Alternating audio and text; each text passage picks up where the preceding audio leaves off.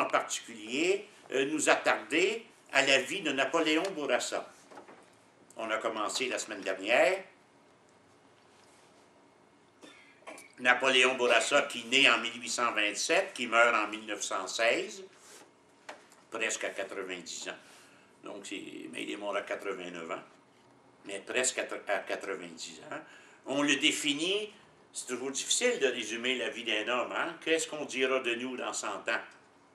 Donc, celui qui, en 1981, à l'âge de 50 quelques années, va devenir président de la Société Saint-Jean-Baptiste. Si on le prend l'année de sa présidence, 1881, il a 50 quelques années. C'est un artiste accompli qui a suivi des études à Rome et à Florence, avec des grands maîtres.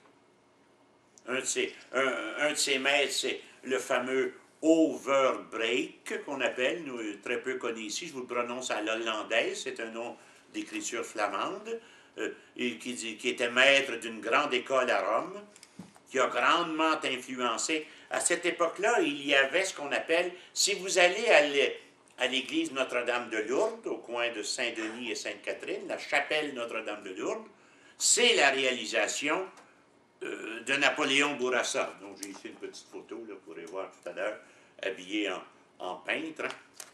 Et cette chapelle-là va lui servir d'école, d'atelier, avec 10, 15, des fois 20 étudiants, dont Louis-Philippe Hébert. C'est quand même pas rien. Donc, en 1881, quand il devient président de la Saint-Jean-Baptiste, c'est une vedette. Vedette sans Internet, sans télévision, sans radio, avec des journaux, quelques revues. Vous savez, le Québec est encore très jeune. Hein?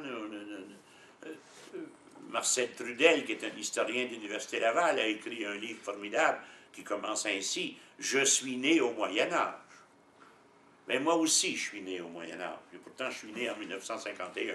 Donc, imaginez-vous quand on naissait en 1881. Donc, la vie de Napoléon Bourassa est la vie de quelqu'un qui a baigné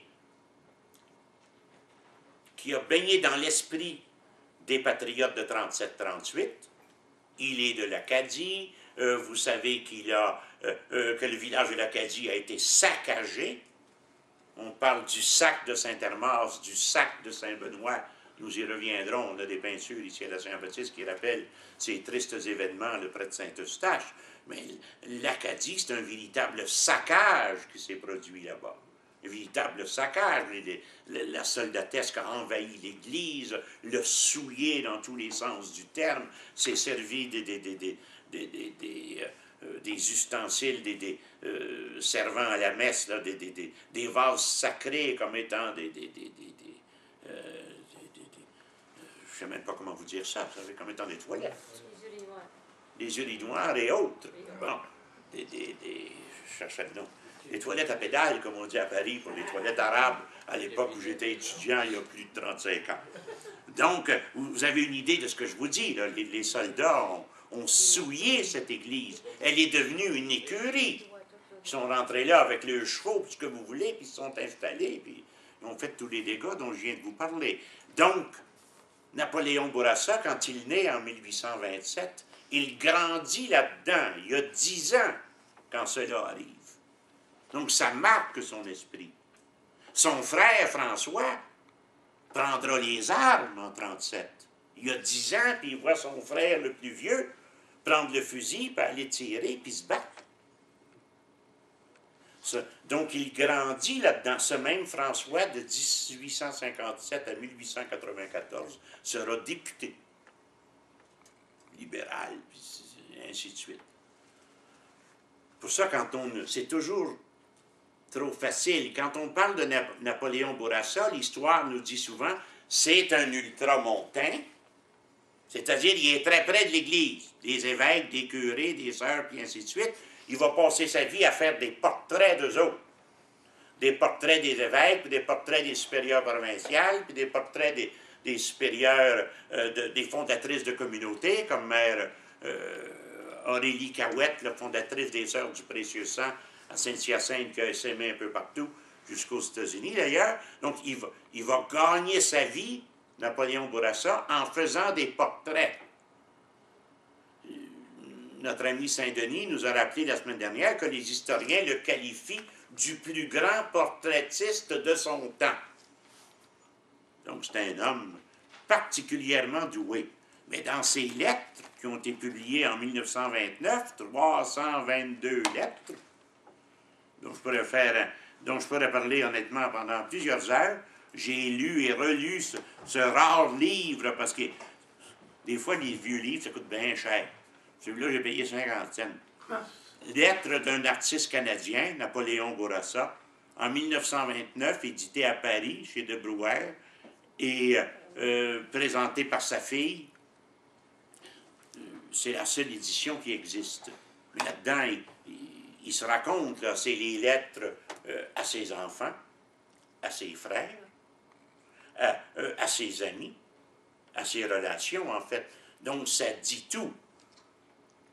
Donc, nous sommes en présence de quelqu'un dont l'histoire va dire « c'était un ultramontain, proche du clergé ». Ben oui, c'est un peintre, c'est un artiste, c'est un architecte. Puis que c'est qu'on peut construire à part que des églises, des couvents? Puis que c'est qu'on peut peindre à part que des curés, des saints, dans une société comme la nôtre? Il le faisait de bon cœur.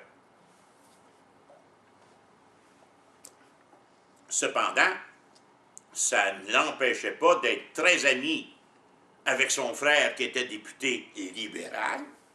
Être libéral dans les années à partir de 1850, là, jusqu'à 1900, n'oubliez jamais ça, ni moi non plus d'ailleurs, être libéral, ça veut dire, c'est pas ça que c'est, mais ce que ça veut dire être athée, d'être contre le bon Dieu, d'être contre le pape, d'être contre l'Église, d'être contre, pas des terroristes, pas des communistes, ça n'existait pas, on disait des libéraux. Voilà. Un libéral, en 1850, c'est excommunié, ça n'a pas sa place dans l'Église, ça n'a pas le droit d'être enterré dans le cimetière. C'est aussi clair que ça. C'est ça que ça veut dire. Ça devrait être encore comme ça.